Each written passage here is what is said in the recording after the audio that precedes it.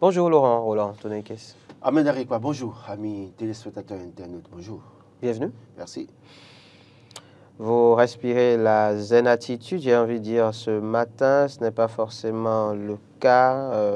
Ce n'est pas la zen attitude, je suis un peu mal en point, mais bon, je fais avec. Ah d'accord. Ah d'accord. En tout cas, l'emblème du jour nous parle de quiétude ce matin, enfin, de l'opportunité d'agir vite pour la quiétude, s'agissant de la situation donc au niveau du parc W, après l'attaque terroriste du parc W, donc agir vite pour la quiétude. Oui, il faut très vite agir parce que quand on apprend que les terroristes frappent comme ça dans certaines régions du Bénin, et n'oubliez pas que par le passé, les gens au Burkina Faso, au Niger ou au Mali, ces pays étaient beaucoup plus frappés au nord. Mais force a été constatée qu'à un moment donné, les terroristes ont gagné du terrain, se sont retrouvés dans les grandes villes de ces pays-là pour frapper fort. Et donc, du coup, quand ça commence déjà comme ça et que nous recevons de tels coups dans la partie septentrionale du Bénin, il faille agir très vite, au plus vite de toute façon, pour que nous puissions les repousser très loin. Et autrement, ils trouvent toujours les moyens de venir vers les grandes villes. Alors que au niveau des grandes villes, les populations sont tellement concentrées. Et donc, un dégât comme ça, c'est vite arrivé. Moi, je pense que désormais même, il faut maintenant installer des postes de contrôle au niveau des grands espaces où on doit organiser de grandes célébrations. Même en dehors du 1er août, même quand c'est les initiatives privées, il faut que les forces de l'ordre soient là de toute façon pour essayer d'encadrer, pas encadrer pour empêcher, mais essayer de voir, d'étudier les comportements des uns des autres parce que ça peut frapper fort à tout moment. On a pu voir qu'ils sont rendus dans un hôtel pour frapper fort et donc c'est des choses qui peuvent arriver. Et donc, il faut réfléchir maintenant pour voir qu'est-ce que nous pouvons faire. Et j'insiste sur le fait qu'aujourd'hui, le Bénin ne peut plus travailler en vase clos. Il faut trouver le moyen de s'entendre avec le Niger et le Burkina Faso, établir un plan commun pour lutter contre les terroristes. Parce que, je l'ai dit hier, quand les terroristes sont frappés du côté du Niger, ils veulent replier sur le Bénin, en tout cas se cacher dans certaines régions du Bénin. Quand ils sont frappés vers le Burkina Faso, ils veulent replier sur le Bénin, se cacher vers le Bénin. Et puis après, c'est les gens qui ont appris à faire du mal. Leur mission sur terre, malheureusement, ou la mission qu'on a confiée, c'est de faire mal, tuer les gens. Et donc, pour rien du tout, ils peuvent frapper fort aussi sur notre territoire. Donc, qu'est-ce que nous pouvons faire maintenant aujourd'hui? Mettre de côté les différends que nous avons avec le Burkina Faso, le Niger, trouver un terrain d'entente, travailler en symbiose pour maintenant cerner, en tout cas, réussir à maîtriser ces terroristes. J'ai vu une vidéo qui circulait, c'est vrai que je ne suis pas du genre à partager ces vidéos, sinon on pourrait jouer ça, mais bon, non, il ne faut pas leur donner ce privilège-là. Ils ont arrêté des soldats maliens et ils leur posaient la question de savoir qui leur donne l'ordre d'aller tirer, de tuer. Et il disait aux soldats maliens qu'ils tuent les civils et le soldat de lui répondre, nous ne tuons pas les civils. Et vous voyez les gens pratiquement, en tout cas, bien habillés avec des armes de dernière génération et qui maltraitaient les militaires du Mali. Donc, vous comprenez. Et j'ai toujours dit une chose. Qui sont ceux qui financent ces personnes? Qui sont ceux-là qui donnent des matériels à ces personnes? Des matériels de dernière génération, des gens qui sont capables de brouiller la communication, des gens qui ont des téléphones, qui communiquent très bien.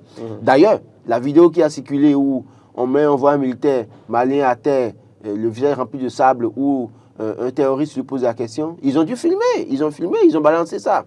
Et d'ailleurs, même quand vous voyez les terroristes quand ils finissent leur forfait, ils prennent la parole et interviennent sur le plan international, on les suit. Donc, ça veut dire qu'il y a un problème. Qui les finance? Et par où est-ce que ces matériels passent? Il va falloir travailler à cela. Et je crois que l'ennemi du Bénin, du Niger, du Mali, du Burkina Faso et du Tchad même, évidemment, est commun. Du Nigeria et du Cameroun même également. Voilà. L'ennemi est commun. C'est les forces du mal. On les connaît. Moi, je ne citerai pas de pays. Mais on les connaît parce que leur première mission, c'est de déstabiliser tous les pays. Histoire de venir après en sapeur-pompier.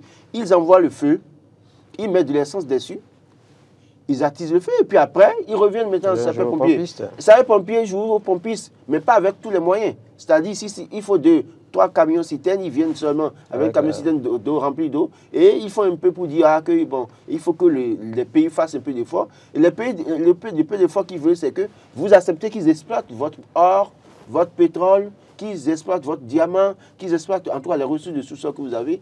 Donc, tout le monde comprend ce qui se passe. En tout cas, les dirigeants les plus avertis, qui ne veulent pas être hypocrites, savent très bien d'où vient le mal. Chacun sait d'où vient le mal.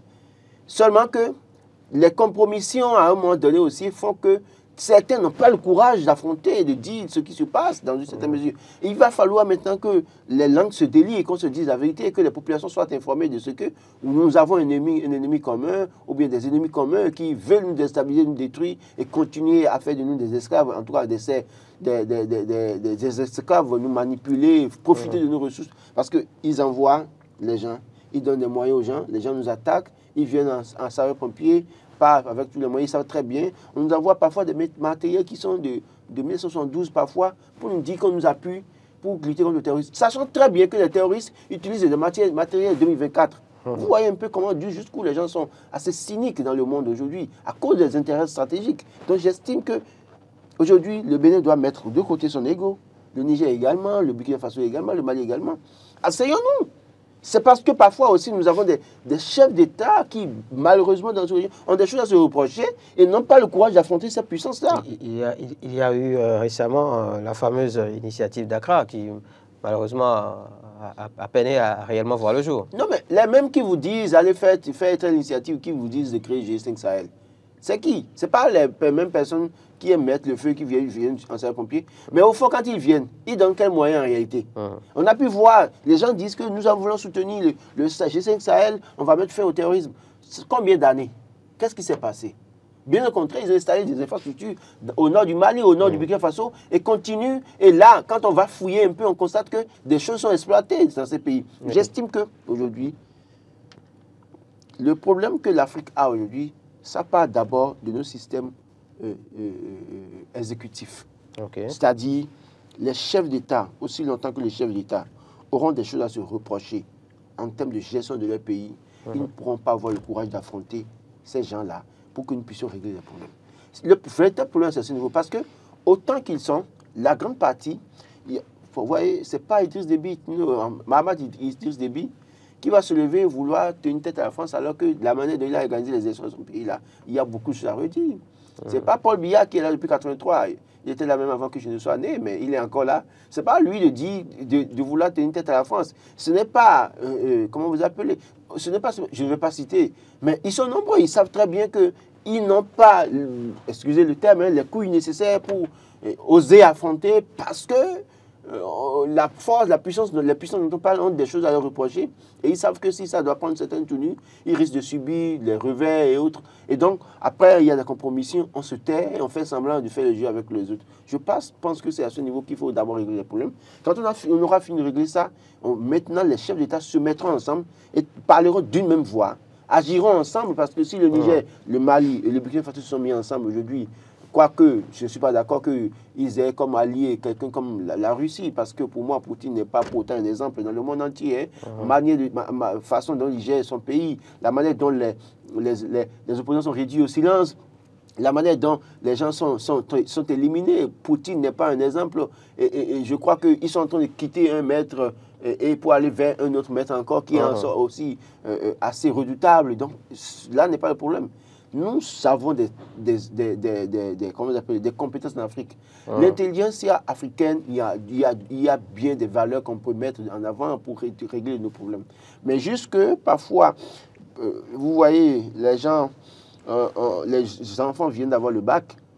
La France proposera des bourses d'excellence, les États-Unis vont proposer, la Russie va proposer, et puis les premiers, les deuxièmes, nous les envoyons là-bas pour se faire former. Mais ils se font faire former. Mais son papa a été enseignant dans ce pays, ou bien son papa a eu le master, il a trimé et l'enfant a finalement eu le bac. L'enfant va là-bas, il finit d'étudier, il a un bon niveau, de bons diplômes, en tout cas, et de bonnes moyennes, et on lui propose du travail là-bas. Il veut venir, le papa lui dit, mais écoute, tu n'as pas vu ma souffrance? Tu veux venir faire quoi? Donc, il y a la fuite des cerveaux également. Donc, aussi longtemps que nous n'allons pas régler, parce que les gens ne sont pas dupes. Ils savent très bien ce qu'ils font. D'abord, ils nous créent des problèmes de ce côté. Ils essaient d'amener, postuler pour une bourse aujourd'hui. On vous dit qu'il faut avoir une telle moyenne d'abord avant de postuler. Ou bien même pour s'inscrire dans leurs universités, il faut une moyenne donnée. Si vous n'avez pas cette moyenne, ils ne vous prennent pas. Ça veut dire que quoi? Ils prennent ceux qui sont les meilleurs, ils les formatent, Il y en a parmi eux qui redeviennent cadres ou bien chefs dans nos pays et qui deviennent encore pires que le colon, malheureusement, à des moments donnés. Mais il y en a qui sont là-bas, qui ne veulent pas rentrer, mais qui servent d'appui aux forces, aux puissances occidentales pour continuer à combattre leur pays. Bon, je crois qu'il y a maintenant matière pour l'Afrique de se remettre en cause. Tous les pays d'Afrique. Que nous puissions nous asseoir et dire finalement, quand est-ce que nous allons maintenant commencer par faire les choses pour que les élections soient d'abord bien organisées, que les gens qui sont à la tête de nos pays comprennent que oui, dès qu'ils finissent leur mandat, ils doivent partir, pour donner l'exemple, pour que les pays occidentaux n'aient plus de choses à leur reprocher et que celui qui va les remplacer puisse avoir le courage de dire non et stop, et maintenant arrêtons ça. Première chose, faire en sorte qu'il faut créer des conditions pour que les enfants soient bien encadrés dans nos pays, avec les moyens qu'il faut. Troisième chose, faire en sorte que dans certaines régions qui sont parfois considérées comme laissées pour compte, parce que le véritable problème aussi, c'est à ce niveau. Il prépare psychologiquement, il y a le lavage de cerveau de ces enfants, de ces jeunes, dans ces régions-là à qui on dit, écoutez, vous voyez, ils sont à côté de là-bas, ils ne vous font rien, il n'y a pas d'école, il n'y a pas d'eau potable, il n'y a pas assez. Et vous voyez, ils ne vous aiment pas, on leur donne de l'argent, on leur donne des smartphones, on leur donne des armes, et on les met. Parce que vous imaginez que les gens même sont dans cette situation, on les envoie à manger. On les envoie à manger. Par qui? Qui les envoie à manger? Comment ça se passe? Les gars ont des conserves, tout le temps ils mangent, ils sont bien rassasiés. Et puis après, on leur donne de l'argent. Parfois, on les sort, on leur permet de faire en tout cas, ceux qui se font plaisir à des moments donnés, on les prépare sérieusement. Et après, ils n'ont d'autre option que combattre. Combattre sans raison fondamentale parce qu'on leur a dit voilà. Non, j'estime que oui, ouvrons nos yeux, réfléchissons, agissons autrement. Autrement, la fin n'est pas pour demain. Réfléchissons, agissons. En la matière, je ne vous ai pas entendu parler de la CEDEAO qui entend mettre sur pied une force justement pour lutter contre on va dire quoi, le problème du terrorisme dans la sous-région. La CEDEAO veut mettre une force en place. Et quand vous connaissez l'histoire de la CEDEAO, l'histoire de... Vous allez m'excuser, je suis un peu imprimé ce matin. Donc, quand vous connaissez l'histoire de la CEDEAO, de l'Union africaine, vous pensez que véritablement, il faut continuer à espérer de ce côté? Moi, personnellement, j'espère, mais je suis à une position assez mitigée. Pourquoi? La question de terrorisme, ce n'est pas aujourd'hui. La CEDEAO parle de force depuis des années. On voit comment ça se passe. Et malheureusement, quand ils vont finir de mettre en place cette force, vous allez voir qu'ils iront demander de l'argent, de l'aide encore à ces puissances-là.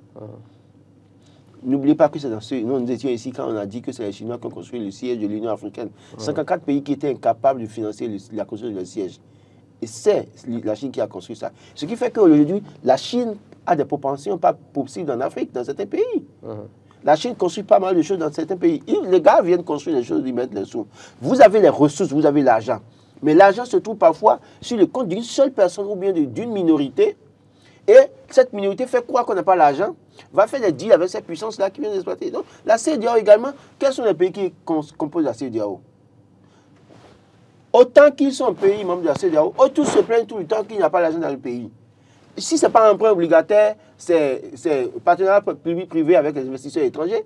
Si ce n'est pas ça, c'est autre chose. Et pourtant, certains pays ont de l'argent. Mais l'argent se trouve majoritairement sur les comptes de certains individus.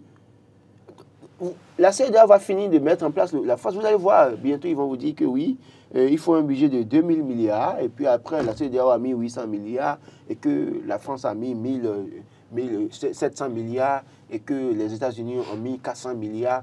C'est des bêtises comme ça, malheureusement, que nous entendons parfois. Cela suppose que quoi? Revenons aux fondamentaux de l'Afrique. Qu'est-ce que nous pouvons faire? Nous avons des sous-sols assez riches. Nous sommes riches. Mais comment se fait-il que nous sommes obligés de tendre la main chaque fois? Parce que dès lors que l'autre dit « je tourne dos à la France », il y a quelqu'un d'autre qui doit soutenir la France. Ça ne marche pas. Et tout le problème, c'est à ce niveau. Donc, la CEDEAO peut avoir la bonne vision, mais auront-ils véritablement les moyens? Est-ce que demain, on ne dira pas que oui, que bon, on a créé la force et que bon, tel qu'on a vu là, que c'est la France qui va envoyer le matériel militaire, que c'est la France qui va envoyer les armes, que c'est la France qui va envoyer les drones, que c'est la France qui va envoyer 400 milliards de subventions pour appuyer le déplacement des forces, des trucs comme ça. C'est des choses comme ça qu'il faut travailler progressivement à éviter. Aussi longtemps que nous allons commencer à a fonctionné tel que nous fonctionnons depuis 1960, rien ne changera malheureusement. Il est temps donc de changer de paradigme, Laurent Roland Toneke, ça vous en croire. Hein. En tout cas, s'agissant de la gestion de la crise liée au terrorisme dans la sous-région.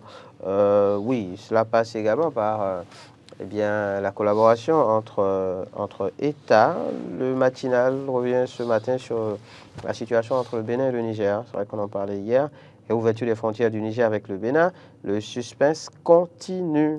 Le regard tourné vers Niamey après les échanges de Cotonou, estime le quotidien.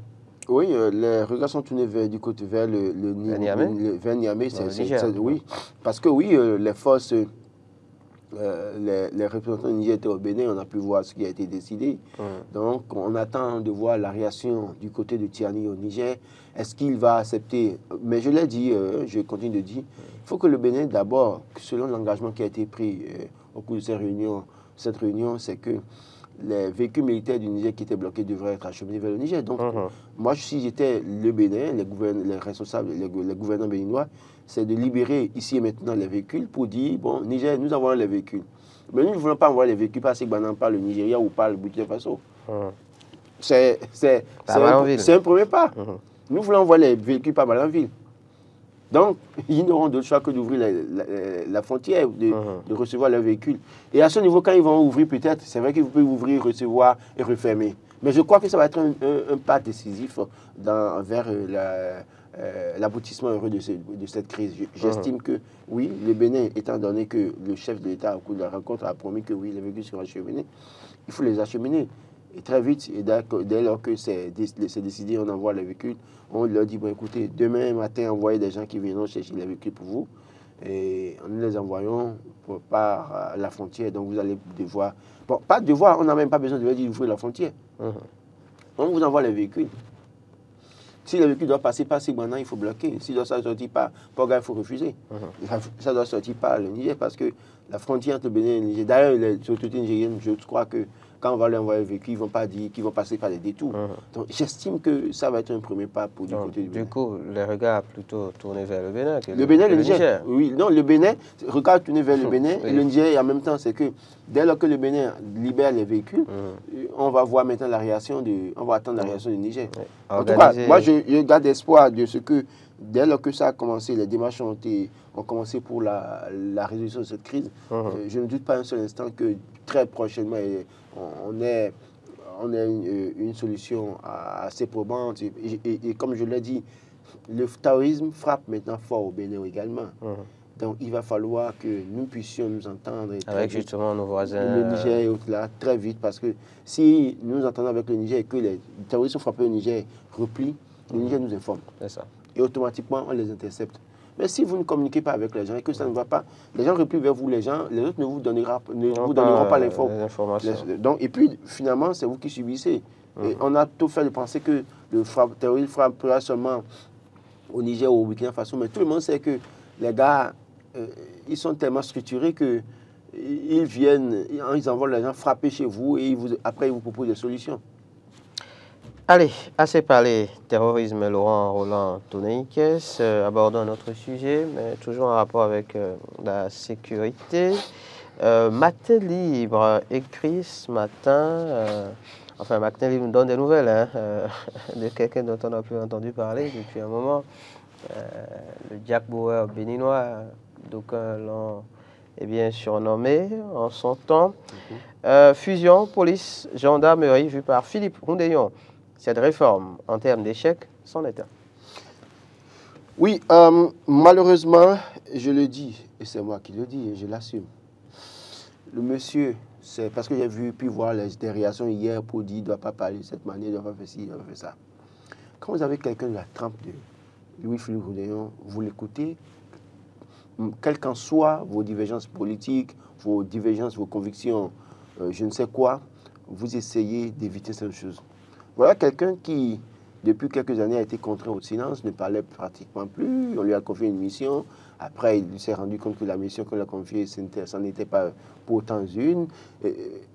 pour autant une, pardon. Et donc, après... S'est-il vraiment confié? S'est-il vraiment jamais confié sur la question? A-t-il réellement... De toute façon, réellement, on va évoluer. D'accord, Parce que je sais que vous voulez que j'aille au fond, mais je n'irai pas au fond. C'est mieux. Je n'irai pas au fond de ce sujet. Mais voilà quelqu'un qui a donné aussi une retraite anticipée. Le reste, vous le libérez, non? Il peut parler ou il ne peut pas parler. Parce que s'il était en fonction, obligation de réserve, il ne peut pas parler. S'il était encore à la police, là, il n'y a pas une retraite anticipée, il ne peut pas parler. Obligation de réserve. Ou alors il démissionne, il parle.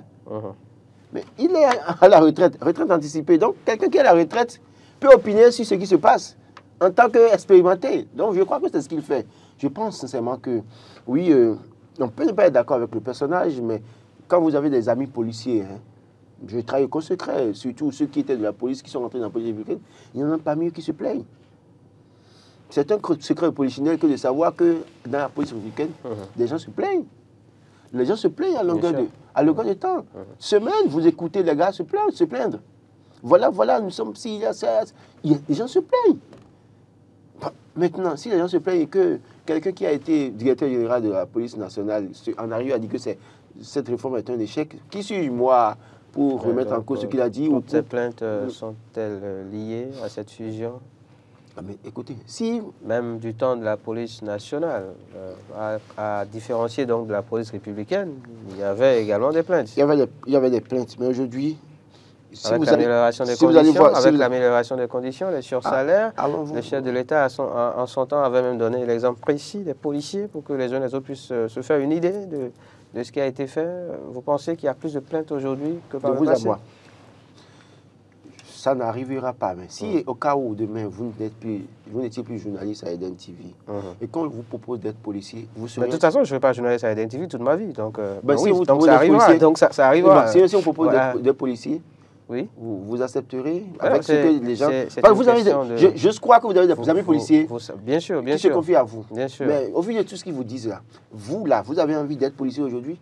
Vous savez que c'est d'abord une question de vocation. On ne devient pas policier pour devenir. C'est comme si vous me demandiez si j'ai envie de devenir un menuisier. Il y a des missions. Je ne sais pas moi, un ingénieur des ponts et choses. C'est une question de vocation, c'est une question de formation. Vous allez parler d'ingénieur, ça c'est stratégique. C'est juste un exemple que je donne. En termes de police, c'est que vous pouvez... L'État peut avoir besoin de voir à un moment donné, besoin de bras valides, comme au Bénin ou au Burkina Faso. Je ne suis pas un bras valide, moi. Non, comme au Burkina Faso, on a besoin des jeunes. Les jeunes se sont fait enrôler.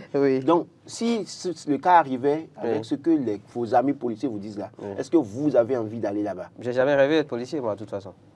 Je sais que vous n'allez jamais me répondre directement. Mais toujours est-il que, quand on regarde un peu, moi, je dis aujourd'hui, les gens se plaignent.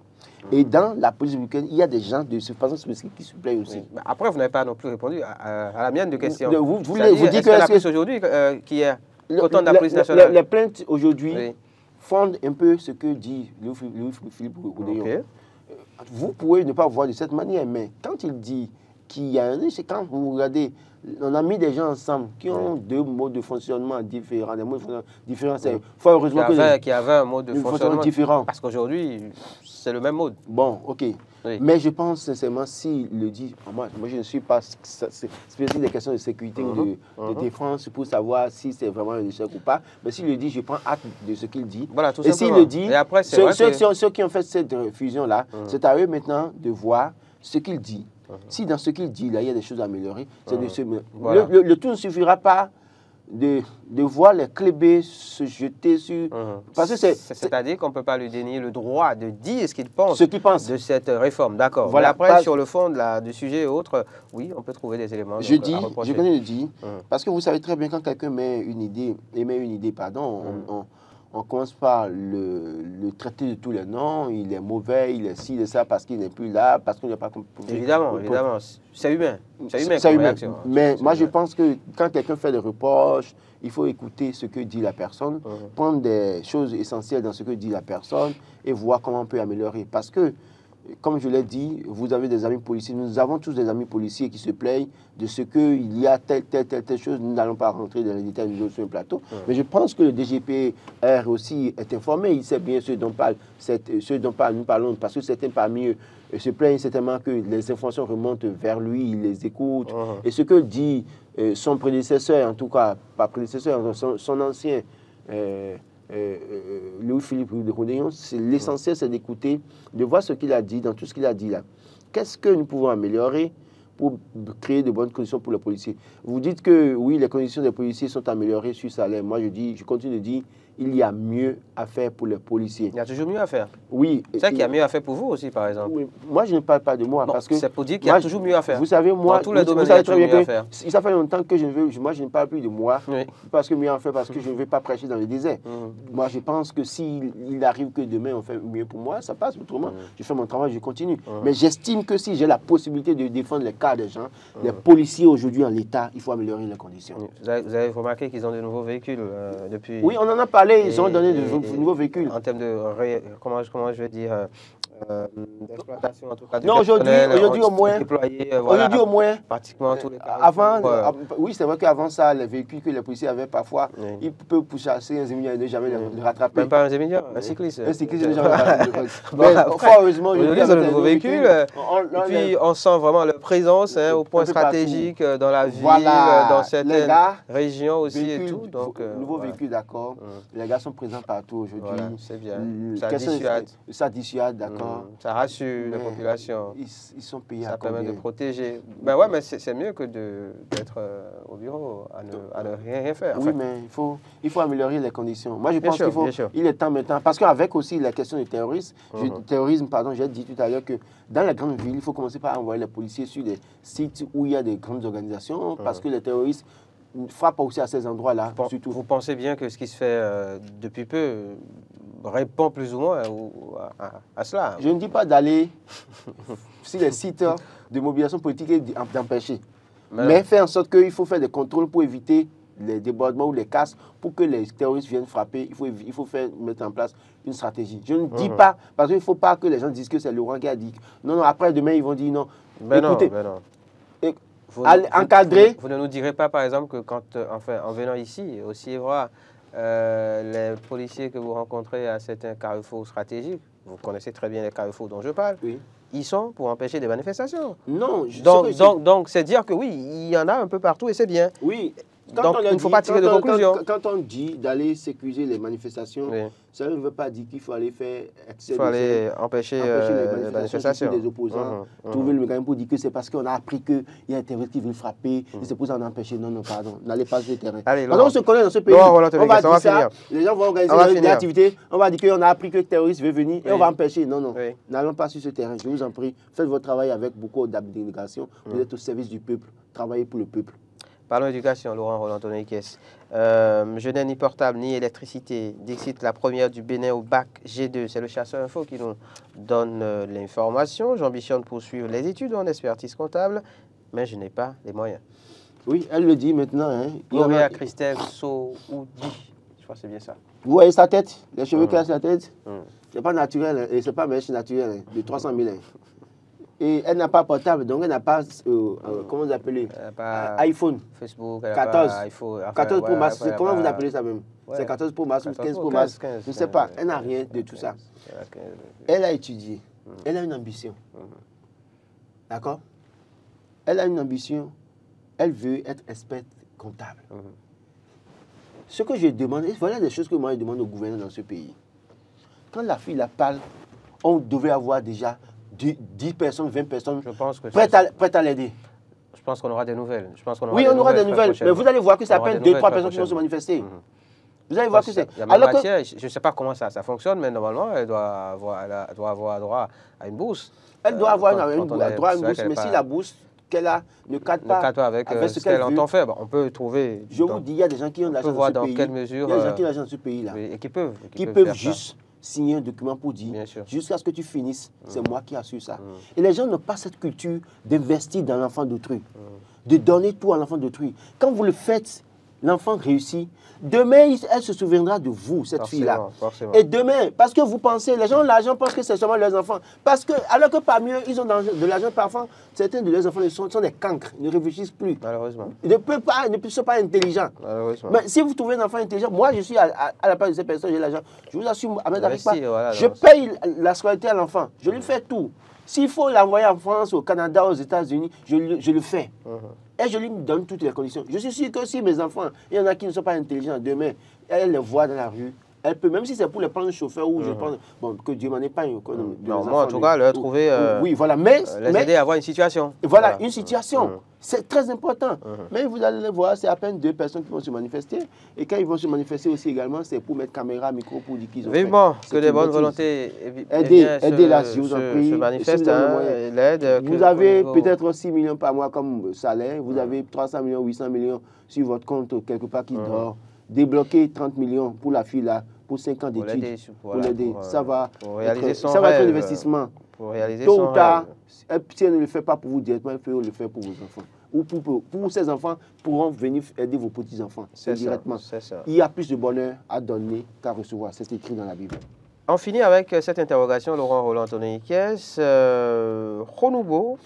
Célébration du 64e anniversaire de l'indépendance du Bénin, le président Talon s'adressera-t-il à la nation pour son message de civilité? Bon, on attend. S'il le fait, on le verra. S'il ne le fait pas, on ne va pas lui faire le procès. C'est lui qui décide. On attend, on sait qu'il a demandé, on l'a espéré, il ne l'a pas fait. Parce que sur le coup, on espérait qu'il le fasse pour dire qu'il a gracié ou amnistié certains prisonniers qui se sont retrouvés en prison du fait des intrigues politiques. Bon, pour les prisonniers politiques, pour d'autres, non, des coupables pour d'autres, pour les prisonniers politiques pour les uns, pas coupables pour les autres, autant de choses. Mais j'estime que, plus que jamais, avec ce que nous traversons aujourd'hui, la crise du code électoral, avec les différents débats que nous avons, le chef de l'État, plus que jamais, nous l'attendons, qu'il se prononce, qu'il nous dise, oui, peuple béninois, voilà où nous en sommes, voilà, avec la question sur le terrorisme également qui a frappé il y a quelques jours.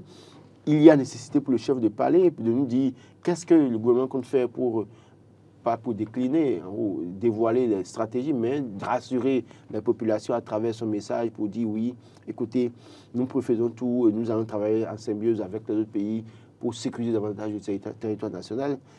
Il y a ça qu'on veut entendre, mais il y a aussi que les gens continuent d'espérer que la décision politique viendra pour permettre à Joël Aïvor, Ricky Madougou et consorts de sortir de prison. Merci à vous, Laurent Roland.